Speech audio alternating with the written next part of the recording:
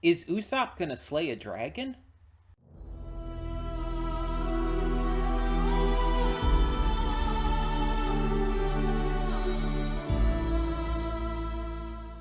Hey everyone, welcome to Princess of Gay. I'm your host Connie, and today we are here with my blind reaction to episode 6, I believe. Yeah, 6 of Frieren. And last time we left off, we met Usopp. I mean Stark.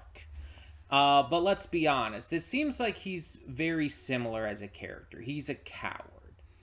He's afraid to actually act despite his, kind of claims of heroism. He gets all this credit for shit he didn't do and is just kind of soaking it in. But he does seem to have an insane amount of talent, like Usopp, actually. I made this comparison last episode, and I'm obviously making it now, but I feel it's pretty valid, and I want to make clear that I love Usopp. Usopp's like one of my favorite crew members of the Straw Hats. So the comparison here is definitely given with much love. If Stark can be half the character that Usopp is, I'll be happy. Now, he was trained under Aizen, I believe his name was, the dwarf, who was part of Frieren's party back in the day. And so now they're getting another party member to help them on their journey to the Demon King's fortress all this time later. And they might get even more than just him eventually, too. Just picking up new party members to join them in this cause in the current day. So it's going to be interesting to see how this all goes down in that regard. We have a dragon to deal with, and Stark has to kind of prove himself. We've seen what he could do to like the mountainous rock area and stuff. So it's going to be interesting to see exactly how this goes down and exactly what motivates him into actually taking action. I'm very excited though. I'm very excited. I have enjoyed this series a lot. And hopefully it just continues to be as good as it has been.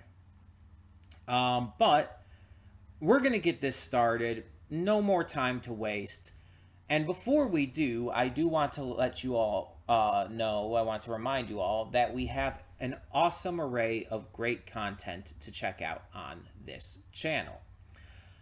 We have a plethora of awesome series reactions every Monday through Friday. And on Mondays, we also do YouTube or YouTube adjacent reactions. Anything that doesn't quite fit in to the scope of a normal series reaction or a movie one.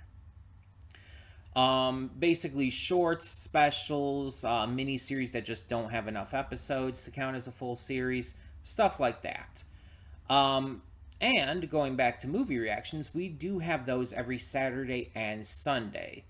Those are recorded earlier in the week, but I upload them on the weekend so that every day has something kind of going for it. We're also currently going through a couple different Let's Plays on the channel. We're playing through Spider-Man 2 every Sunday, Tuesday, and Thursday. Really been enjoying that. It's been an absolute blast and a half.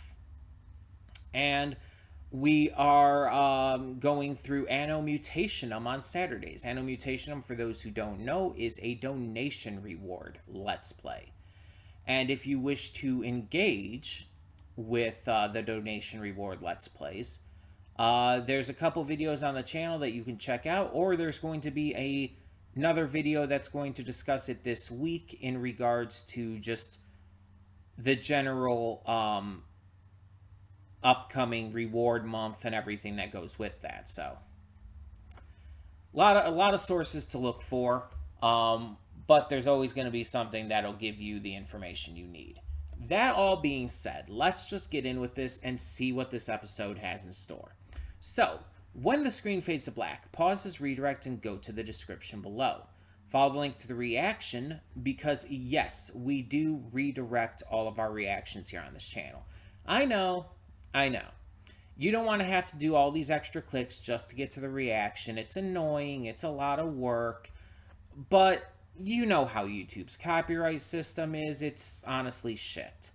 Because of that, there's a high likelihood of things like channel strikes if I proceeded to put the reactions on the channel as is. And I want to avoid that. I want to avoid any possible channel strikes. I want to avoid, even worse, a possible channel shutdown. Because I've dealt with that before, and I just don't want to deal with it again. So to be safe, we just push all of our reactions off to another site. And it's not, you don't have to do a lot. All you have to do is go down to the description below and click the link. It just takes you there and you're good to go. Don't have to click anything else after that. And on the plus side as well, this does mean that all of you, yes, every single one of you gets to see the full unedited reaction for completely free. There's not going to be any paywalls. You don't have to go to a Patreon. You don't even have to sync up your own copy. You just click the link down below in the description, follow it to the website, and you get to see the full unedited reaction completely free. And I think that's pretty great. Not every channel can get away with doing that, but, you know, I can. I have the ability to, and so I'm going to take advantage of it. You guys get to see it all. No issues on my part. That all being said, though, thank you so much, as always, for tuning in. And for now, I will see you... I almost forgot something. I almost forgot to say something here. After you watch the reaction, come back here to the redirect and resume play. Because after it fades to black and then fades back in, everything from that point forward will be the afterthoughts and will not only contain spoilers to the episode, but just my general thoughts on it, general thoughts on the series so far, on various things involved with the channel, stuff like that. It's always worth it to check out. Now, thank you so much for tuning in, and I'll see you at the reaction. And we are back, and we'll begin with spoilers in 3, 2, 1, now. I wonder if this is going to be a thing throughout the entire show, with each episode kind of having like two halves to it. I wonder if this is just a format they decided to go with, or if it's just how things are kind of working out right now, because I assume all the stories we're hearing about are stories from the manga. But the fact that it's been like perfectly set up to where each episode has been like, oh, two halves of a story, or two different stories in each half, it's like, it feels like there's got to be some point where it just takes longer. And mind you, the first half of this episode was a direct continuation of the second half of last episode with Stark and everything. And you could kind of say the first half of last episode did connect to it all as well, but it's still kind of its own, like, part to it still. So I'm just wondering if they're going to change the formatting of this at any point. I don't mind, really, either way. But I feel like there's going to be some point where there's going to be even multiple episodes of just one long ongoing thing. There kind of has to be, right? But let's go over this. So in the first half, we had the continuation of last time, like I said. And we have Fern talking to Stark. And she makes him realize that even despite his fear and everything, that he needs to act here. He needs to find the motivation to act despite his fear. And like I've said plenty of times, I probably even said it last time, but courage is not the absence of fear, but courage is acting in spite of it. It is choosing to act even when you're afraid, because you know it's what you need to do. And we see that Stark does that. Knowing that he needs to protect the village and finding his motivation to do so, even though he's very afraid, he still chooses to act. He still chooses to fight the dragon. He's afraid he's going to die. He's afraid that he's not going to be able to do it. And in the end, he kills the dragon himself within the time limit that he was supposed to distract it for. And he doesn't even realize at first. He thinks he just knocked it down temporarily. Because he underestimates himself. And that's a big thing with fear. And as someone who has obviously felt fear plenty of times, it very much can and does come with that kind of personal underestimating. Because when you're afraid, you don't think you can do something. Whether it's like, oh, there's someone who's a danger to you, someone or something who's a danger to you, and you don't think you can take them and stuff, so that's why you're afraid, etc., etc. You get the idea. And so he just didn't believe he would be strong enough to take this dragon out. So when it happened, it caught him completely off guard. And so after saving the village and making sure they were safe and taken care of, he now knows that he has this opportunity to go on this grand adventure with Fwen and Frieren to see what his master saw, to experience the things that he did, and to possibly learn a lot more about himself. And he goes for it. He joins them. We have a new member of our party. And I know I kept calling him like Usopp, comparing him to Usopp from One Piece and all, but he's actually, in terms of personality, nothing like him. Like, obviously, yeah, he's scared all the time and he doesn't know his own strength and all, but he's not as goofy. He's actually a very seemingly a more serious straightforward character. In fact, his personality is a lot like Fern's, which I can already tell people ship them.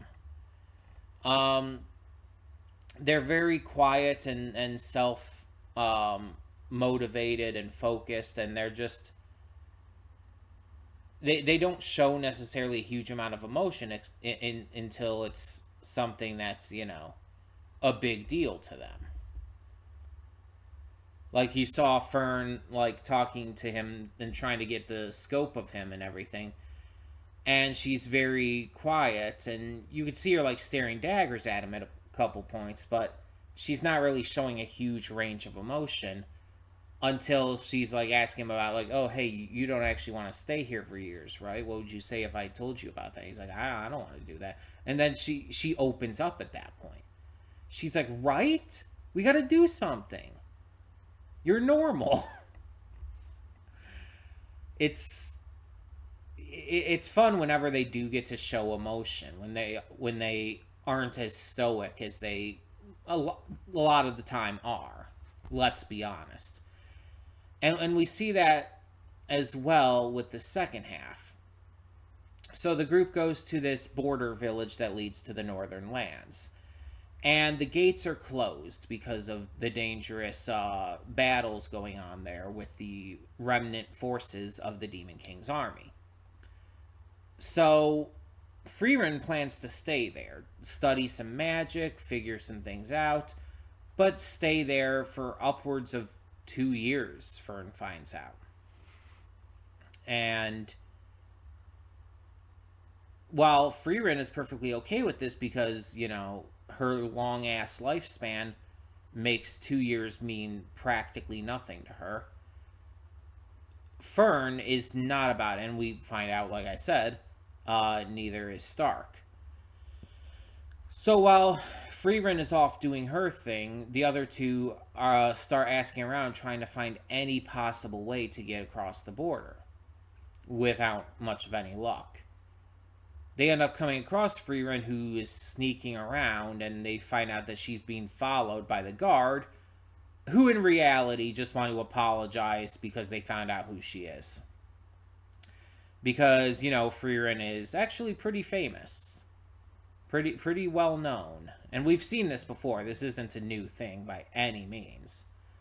But it's still always fun to see, and especially it's fun to see Frieren get like completely caught off guard by this, because we see her lose her cool completely.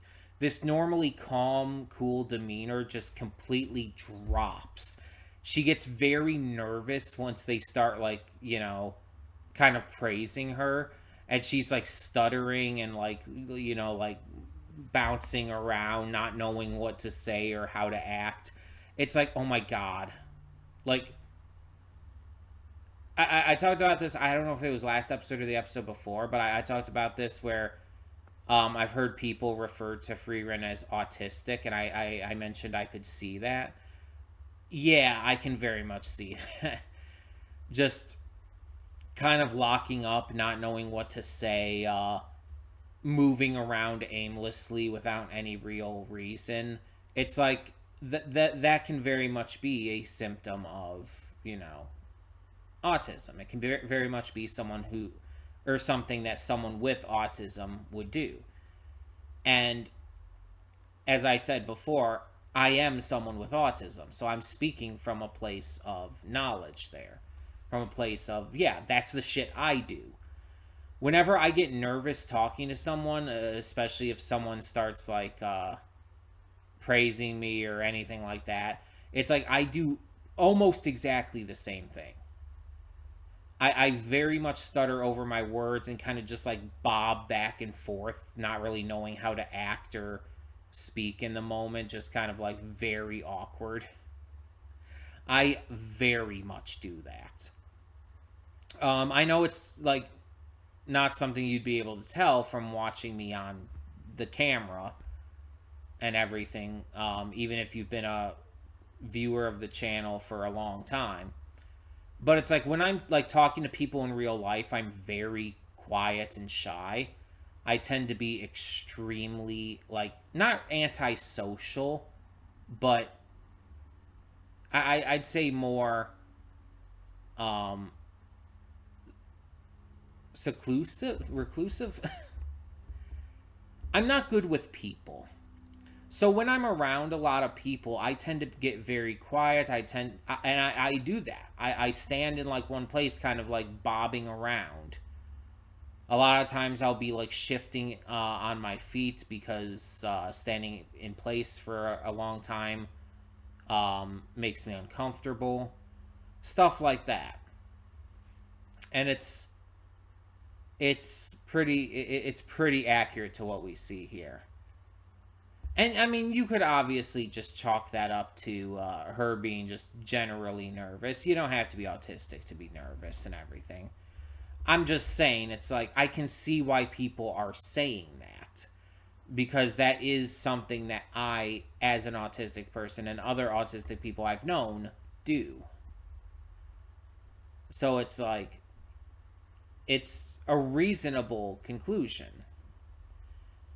Um, but yeah, like seeing her also like just get really antsy about like being praised and given this big send off. It's like, yeah, that sounds about right.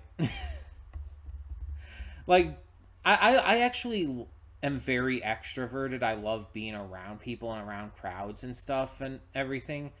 I'm just also very shy at the same time. So it's like I wouldn't be like upset at being in a situation like that, but I would be very antsy about it at the same time. I would be like just very nervous and anxious and just ugh.